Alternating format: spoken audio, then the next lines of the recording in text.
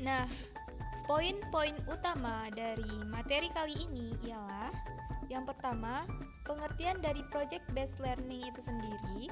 Yang kedua, karakteristik project based learning. Yang ketiga, tujuan project based learning. Dan yang terakhir, langkah-langkah pembuatan project based learning. Berikut adalah penjelasannya. Poin pertama, pengertian dari project based learning.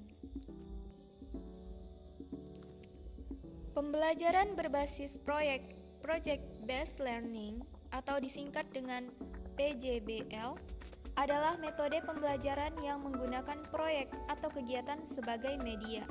Peserta didik melakukan eksplorasi, penilaian, interpretasi, sintesis, dan informasi untuk menghasilkan berbagai bentuk hasil pembelajaran. Project based learning atau pembelajaran berbasis proyek merupakan model pembelajaran yang berpusat pada siswa untuk melakukan suatu investigasi yang mendalam terhadap suatu topik. Siswa secara konstruktif melakukan pendalaman pembelajaran dengan pendekatan berbasis research terhadap permasalahan dan pertanyaan yang berbobot, nyata, dan relevan. Poin kedua, karakteristik project based learning. Pertama, centrality. Pada project based learning, proyek menjadi pusat dalam pembelajaran. Kedua, driving question. Project based learning difokuskan pada pertanyaan atau masalah yang mengarahkan siswa untuk mencari solusi dengan konsep atau prinsip ilmu pengetahuan yang sesuai. Ketiga, constructive investigation. Pada project based learning, siswa membangun pengetahuannya dengan melakukan investigasi secara mandiri dan guru sebagai fasilitator. Yang keempat, autonomi. Project based learning menuntut student center, siswa sebagai problem solver dari masalah yang dibahas. Yang kelima, realisme. Kegiatan siswa difokuskan pada pekerjaan yang serupa dengan situasi yang sebenarnya. Aktivitas ini mengintegrasikan tugas otentik dan menghasilkan sikap profesional. Kemudian selanjutnya, poin yang ketiga, tujuan project based learning.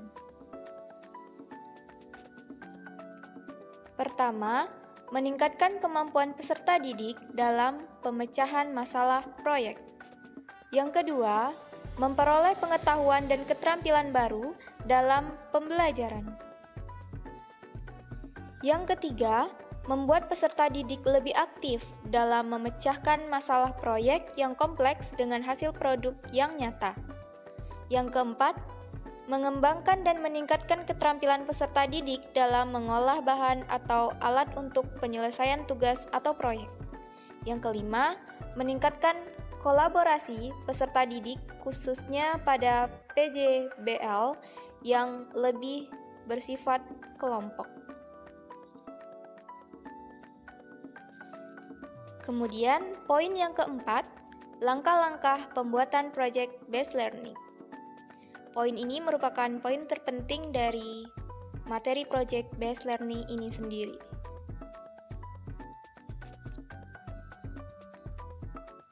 Nah, berikut langkah-langkahnya.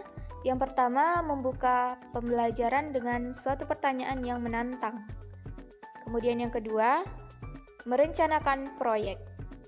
Yang ketiga, menyusun jadwal aktivitas. Yang keempat, mengawasi jalannya proyek tersebut. Yang kelima, penilaian terhadap produk yang telah dihasilkan.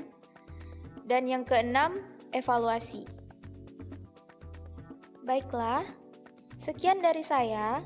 Jika terdapat kesalahan kata atau penyampaian yang kurang tepat, saya mohon maaf yang sebesar-besarnya. Berikut adalah link referensi dari materi yang telah saya jelaskan. Kemudian, terima kasih atas perhatiannya. Jangan lupa like dan subscribe guys. See you next time. Happy Kyowo!